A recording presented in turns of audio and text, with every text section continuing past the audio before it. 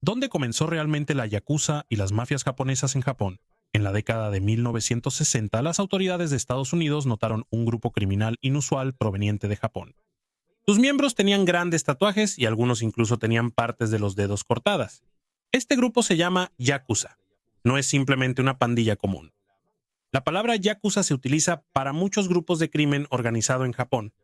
Para la policía japonesa es más común llamarlos Boryokudan. En 1963, los miembros y asociados de los Boryokudan en Japón llegaron a alrededor de 184,000. Los diferentes grupos yakuza ganan dinero con el juego ilegal, la extorsión, las drogas y otros crímenes.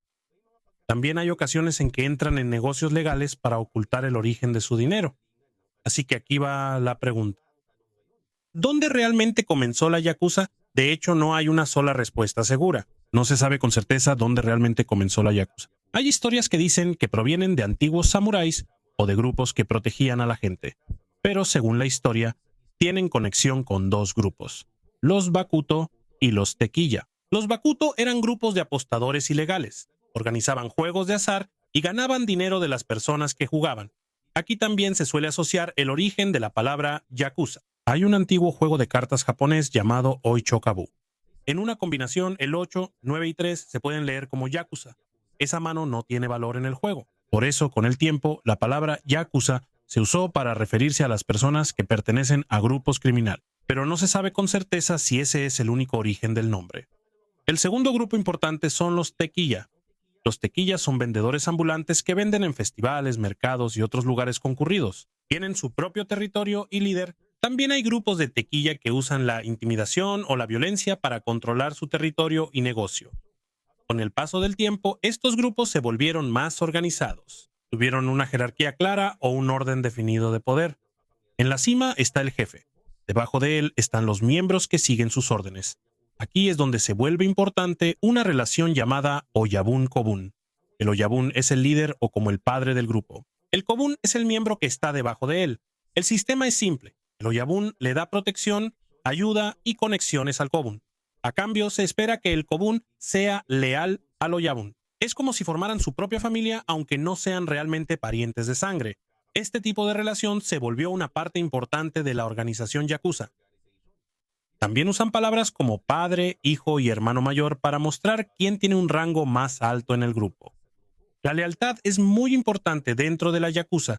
Si un miembro comete un error o avergüenza al grupo por lo que hizo, puede ser castigado. De aquí también proviene una de las imágenes más conocidas de la yakuza, el yubitsume. Esto consiste en cortarse una parte del propio dedo como una forma de pedir perdón o mostrar que un miembro está arrepentido. No todos los yakuza hacen esto, pero se ha convertido en una tradición conocida en algunos grupos.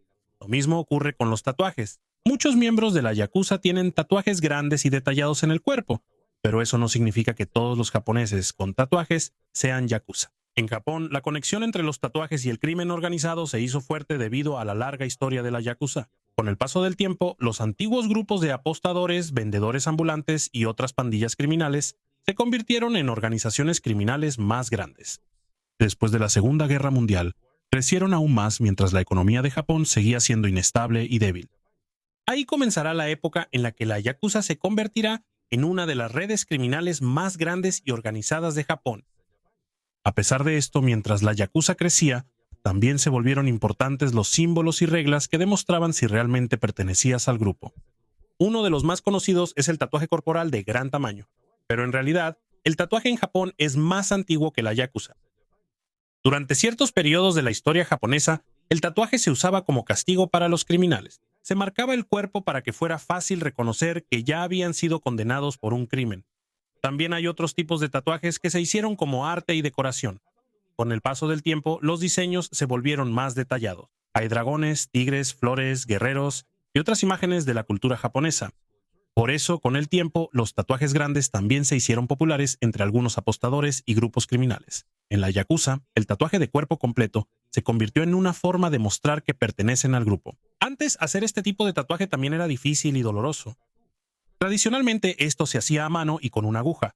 La tinta se iba introduciendo poco a poco en la piel. Por eso, podía tomar muchísimo tiempo terminar un tatuaje grande. Por eso, esto también se convirtió en un símbolo de fortaleza y compromiso de un miembro. Pero no todos los yakuza tienen tatuajes, y tampoco significa que un japonés con tatuaje sea yakuza. Aún así, la conexión entre los tatuajes y el crimen organizado en Japón se hizo muy fuerte. Por eso, hasta ahora hay algunos baños públicos, gimnasios y otros establecimientos en Japón que prohíben o limitan la entrada a personas con tatuajes visibles. Además de los tatuajes, hay otra tradición que es aún más conocida en la yakuza. Esta es el yubitsume. Como mencioné antes, el yubitsume es cortarse una parte del propio dedo meñique como una forma de pedir perdón cuando un miembro comete un error grave.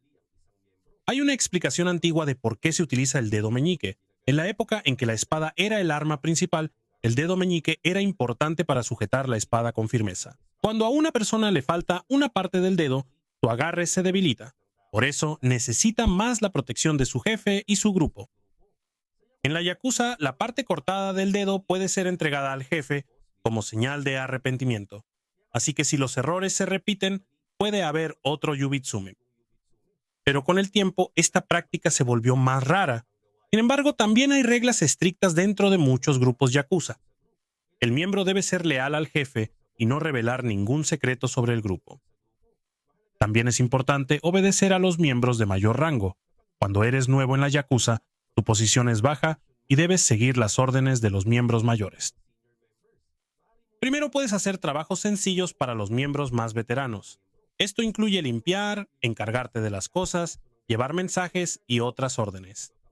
El objetivo de esto es mostrar cuán leal es él al grupo. Antes también había una ceremonia formal para aceptar a un nuevo miembro. Una de las partes más importantes de la ceremonia era beber sake juntos, una bebida alcohólica japonesa hecha de arroz. Esto lo beberán el jefe y el nuevo miembro. La ceremonia simboliza que ya es aceptado en lo que ellos llaman familia. Sin embargo, cuando la violación de las reglas es grave, el miembro puede ser castigado. Además del yubitsume, también puede ser expulsado del grupo. Cuando un miembro es expulsado definitivamente, esto puede ser informado a otras organizaciones yakuza para que les sea más difícil unirse a otro clan. A pesar de esto, regresemos primero a la época en la que las pandillas comenzaron a tener conexión con la política. En 1868 comenzó la era Meiji. Aquí fue donde comenzó a modernizarse el gobierno, el ejército y la economía de Japón. Se construyeron más fábricas, ferrocarriles y negocios modernos. También crecieron las ciudades y aumentaron las nuevas fuentes de ingresos. Por eso, los grupos criminales también tuvieron que adaptarse. Ya no era suficiente el dinero que ganaban antes con los juegos de azar callejeros y los pequeños negocios. Como Japón ya era más moderno, también se ampliaron los negocios en los que podían involucrarse las pandillas. Ya no solo ganaban dinero con los... También entraron en algunos negocios de entretenimiento, trabajo, mercados y otros tipos de empresas. A medida que sus negocios crecían, algunos grupos criminales también empezaron a tener conexiones con empresarios y políticos. Una de las personas importantes en esta época fue Mitsuru Toyama. Toyama era un activista nacionalista de Fukuoka y provenía de una familia samurái.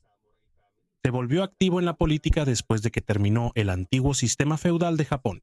En 1881 ayudó a fundar la Henjo Genjosha o Sociedad del Océano Oscuro.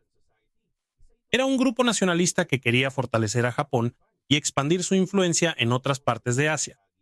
También había miembros del grupo conectados con el mundo criminal. Por eso, algunas pandillas, grupos nacionalistas y políticos empezaron a tener conexiones más claras. Hay políticos y empresarios que usan a las pandillas para vigilar reuniones, intimidar a los rivales o ayudar en algunos conflictos laborales. Por otro lado, las pandillas también se benefician porque obtienen protección y conexiones con personas poderosas. Con el tiempo, la relación del crimen organizado con los negocios y la política se fue profundizando, y fue aquí donde la yakuza empezó a cambiar. De ser grupos locales de apostadores y vendedores ambulantes, se convirtieron en organizaciones más grandes con conexiones en los negocios y la política. Al entrar el siglo XX, su influencia en Japón se expandiría aún más. Y así fue al llegar a principios del siglo XX, los grupos criminales en Japón aumentaron y crecieron aún más. Uno de los grupos yakuza más importantes es el Yamaguchi-gumi, que comenzó en 1915 en la ciudad de Kobe, Japón. Al principio, este grupo era pequeño y estaba conectado con los trabajadores del puerto de Kobe. Pero con el paso del tiempo creció rápidamente y se convirtió en una de las organizaciones yakuza más poderosas de Japón. Uno de sus líderes más importantes fue Kazuo Taoka. Taoka se convirtió en el jefe después de la Segunda Guerra Mundial. Bajo su mando, el Yamaguchi-gumi expandió sus operaciones a muchas partes de Japón, pero antes de que el grupo se fortaleciera completamente, Japón pasó por el cambio más grande en su historia moderna. En 1941, Japón entró en guerra contra Estados Unidos y otros países aliados. Después de casi 4 años de combate, Japón fue derrotado. En agosto de 1945, Hiroshima y Nagasaki fueron bombardeadas con bombas atómicas. La Unión Soviética también entró en guerra contra Japón. El 2 de septiembre de 1945, Japón se rindió formalmente. Después de esto, las fuerzas aliadas lideradas por Estados Unidos ocuparon Japón.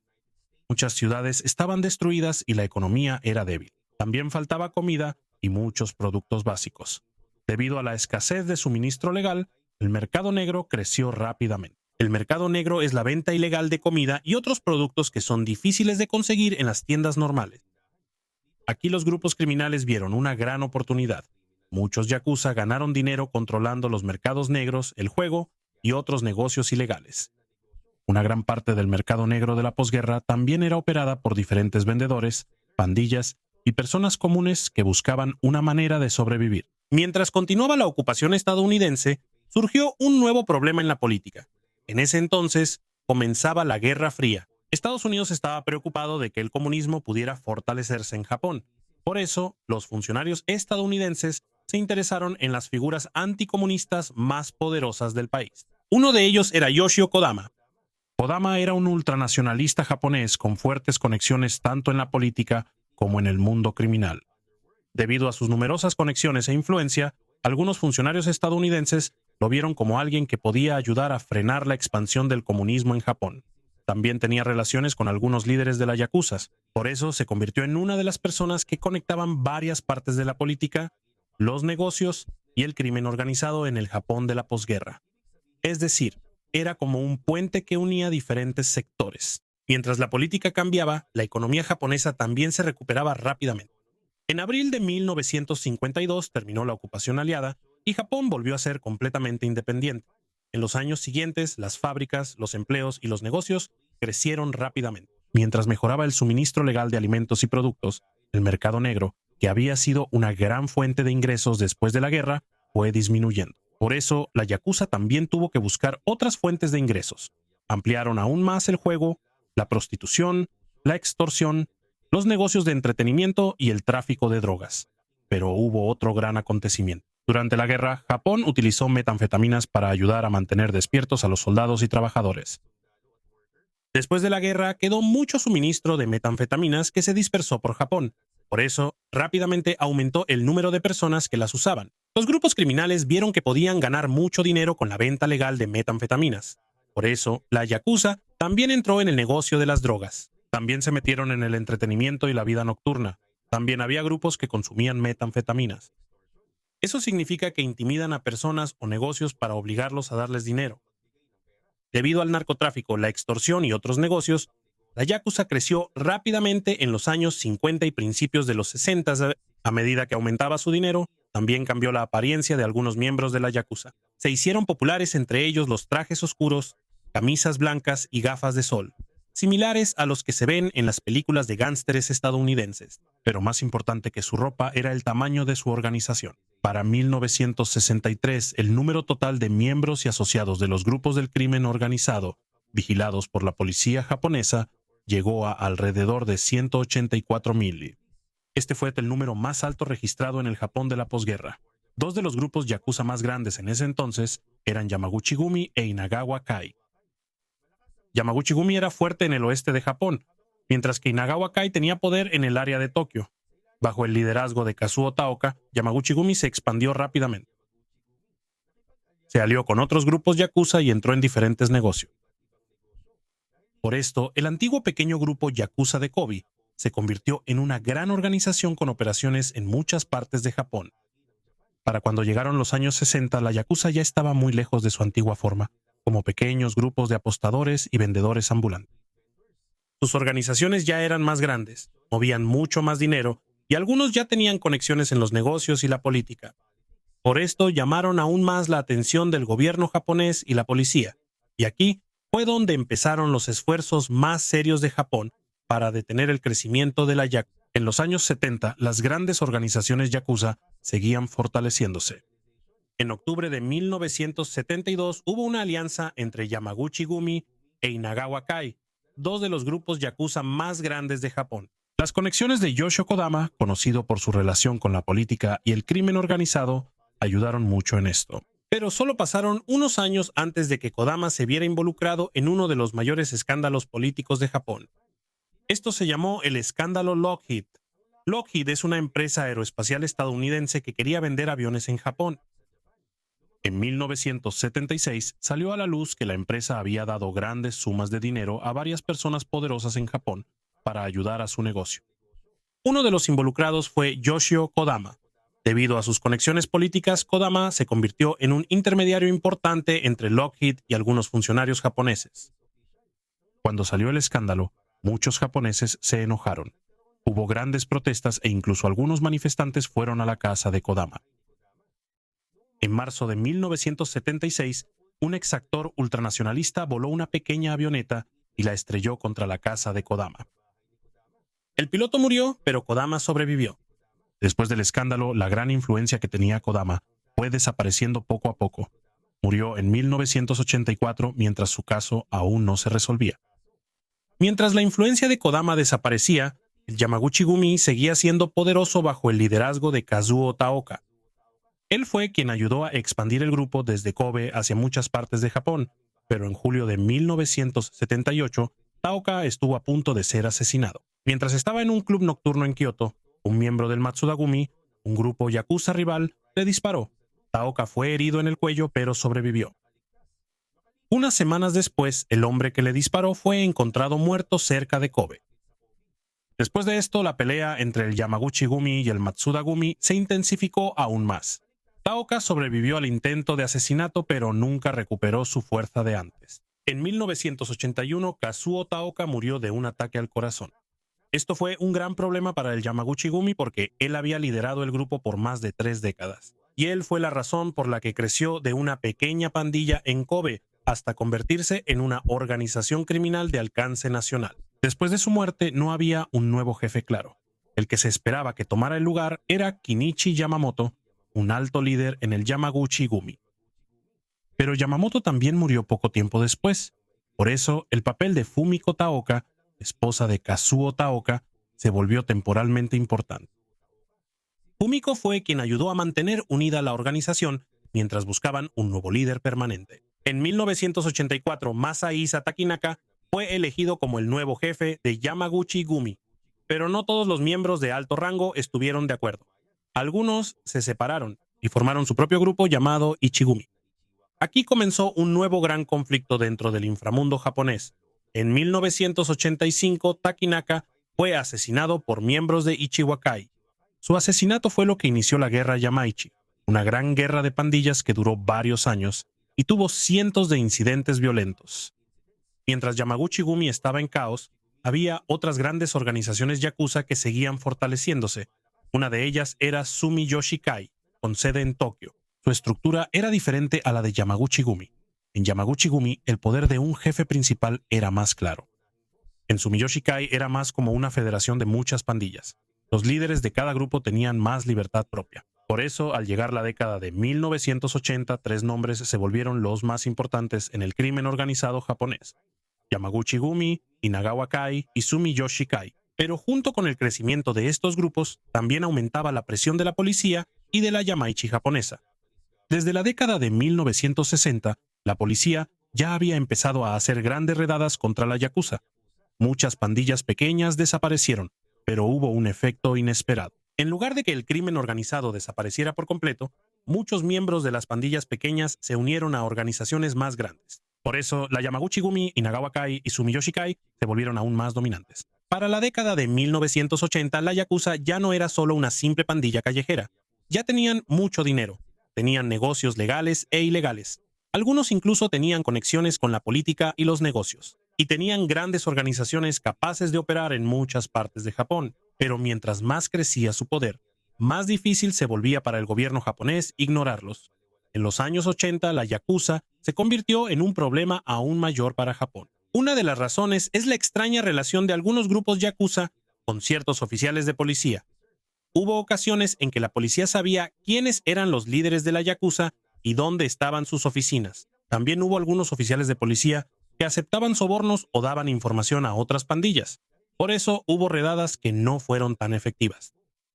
Algunos miembros de las pandillas logran escapar o esconden la evidencia antes de que llegue la policía. Pero eso no significa que toda la policía japonesa esté del lado de la yakuza. Muchos oficiales de policía luchan activamente contra el crimen organizado. A principios de los años 80 salió a la luz un gran escándalo de corrupción. Hubo oficiales de policía acusados de aceptar dinero a cambio de no actuar contra ciertas actividades de la yakuza. Por esto, muchos oficiales fueron investigados y castigados, pero hubo un cambio aún mayor en la economía de Japón. A finales de los años 80, los precios de las acciones y bienes raíces subieron rápidamente. A esto se le llama la burbuja de activos japonesa. La tierra y las propiedades eran carísimas, especialmente en Tokio. Muchos inversionistas ganaban mucho dinero porque los precios seguían subiendo. Incluso la yakuza se involucró en esto. Algunas pandillas usaron dinero proveniente de negocios ilegales para comprar propiedades, acciones y participaciones en empresas. También hubo quienes entraron en los sectores de la construcción, el entretenimiento y los bienes raíces. Mientras crecían sus inversiones legales, también continuaban obteniendo ganancias ilegales del juego, la extorsión, las drogas y la prostitución. Uno de los líderes yakuza más poderosos de esa época fue Susumu Sushi. Él se convirtió en el líder de Inagawa Inagawa Kai, una de las organizaciones yakuza más grandes en el área de Tokio. No era conocido por ser escandaloso ni por usar la violencia todo el tiempo. Él prefería usar conexiones de negocios y la negociación. Bajo su liderazgo, la participación de Inagawa Inagawa Kai se expandió en bienes raíces, finanzas y otros negocios. Debido al rápido aumento de los precios de las propiedades y las acciones, algunos grupos yakuza ganaron muchísimo dinero. Pero esos buenos tiempos no duraron mucho. A principios de los años 90, la burbuja de activos en Japón colapsó. Los precios de las acciones y bienes raíces cayeron drásticamente. Muchas empresas e inversionistas perdieron dinero.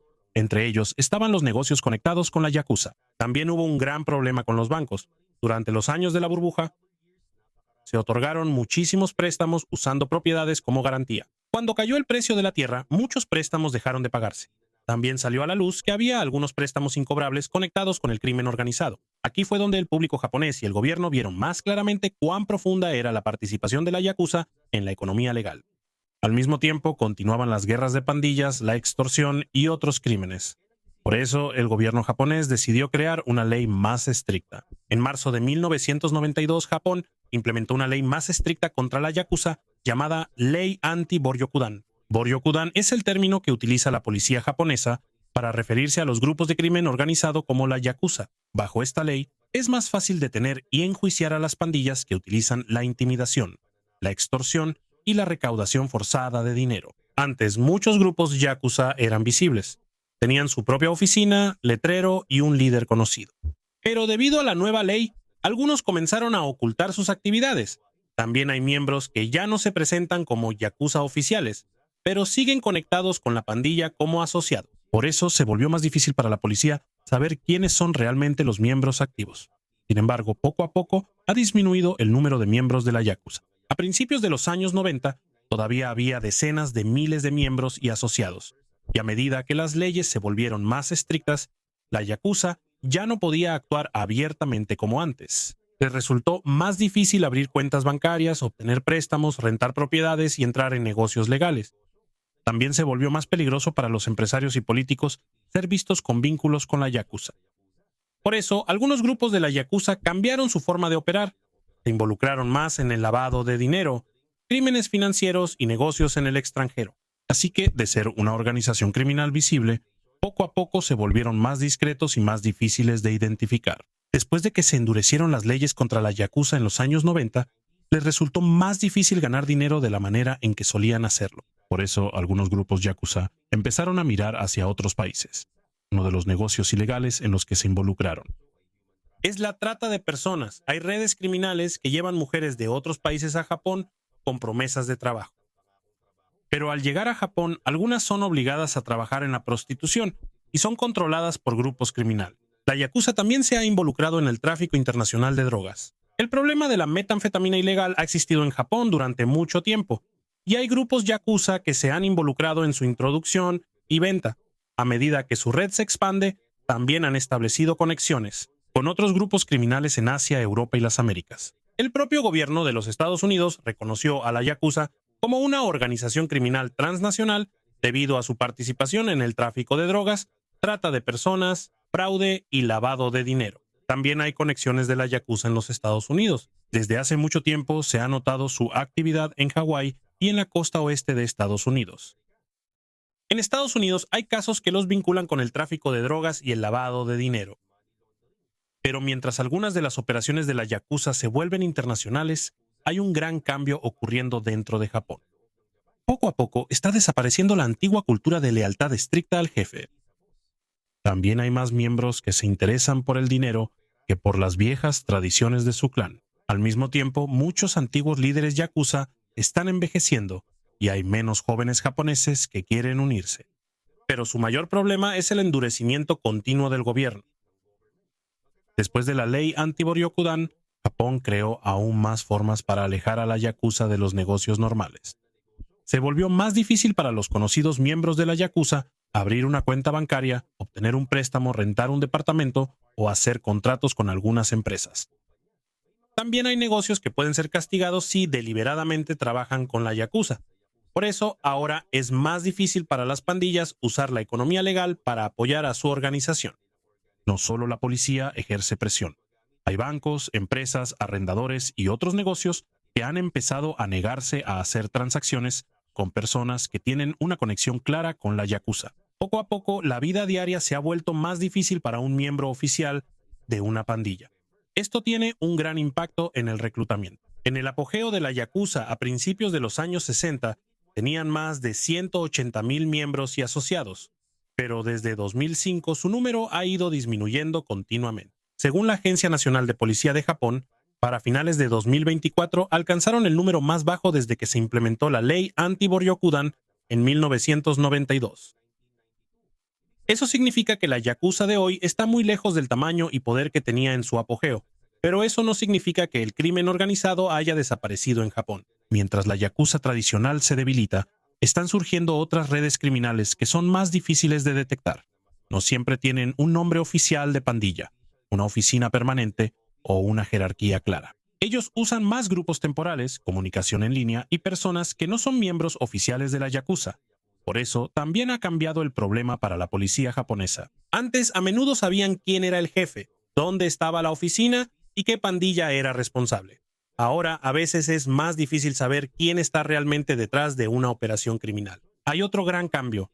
Antes, había organizaciones Yakuza que operaban abiertamente con nombre y oficina. Incluso, a veces eran conocidos en su vecindario. Pero a medida que se fortalecen las leyes y las restricciones financieras, ser un miembro oficial de la Yakuza se ha vuelto una desventaja. Por eso, hay criminales que prefieren mantenerse independientes o trabajar como asociados sin unirse formalmente a una pandilla. Esto significa que aunque disminuya la membresía oficial de la Yakuza, no necesariamente desaparece todo el crimen organizado al mismo ritmo. Lo que cambia es la manera en que se lleva a cabo. También es importante no romantizar la historia de la Yakuza. Tienen una imagen en las películas como si tuvieran su propio código de honor y siempre siguieran reglas estrictas. De hecho, existen algunas tradiciones antiguas dentro de ciertas organizaciones Yakuza, pero en la vida real, estos grupos también ganan dinero con la extorsión, el juego ilegal, las drogas, la trata de personas, el fraude y otros crímenes que tienen víctimas reales. Por eso, la historia de la Yakuza no es simplemente la historia de unos gánsteres con tatuajes y un dedo amputado. Ellos comenzaron a partir de diferentes grupos de apostadores, vendedores ambulantes y organizaciones criminales. Crecieron mientras Japón cambiaba, se metieron en la política y los negocios. Se fortalecieron después de la Segunda Guerra Mundial, y en su apogeo, sus miembros y asociados llegaron a sumar una cantidad enorme. Pero fue el mismo cambio de Japón lo que también empezó a debilitarlos. Las leyes se volvieron más estrictas. Los bancos y las empresas se volvieron más estrictos. Ahora es más difícil ocultar o usar el dinero proveniente del crimen. Y también hay menos jóvenes que quieren vivir como miembros oficiales de la Yakuza. Por eso, la organización que alguna vez fue muy poderosa y visible en la sociedad japonesa, poco a poco se ha ido reduciendo y se ha visto obligada a esconderse. La Yakuza no ha desaparecido por completo, pero ya no están en la misma posición en la que podían actuar abiertamente y tener una influencia enorme en muchas partes de Japón. Y ese es el cambio más grande en su larga historia. De ser pandillas conocidas por todo el vecindario, se convirtieron en una parte más pequeña y silenciosa de un mundo criminal que también sigue cambiando.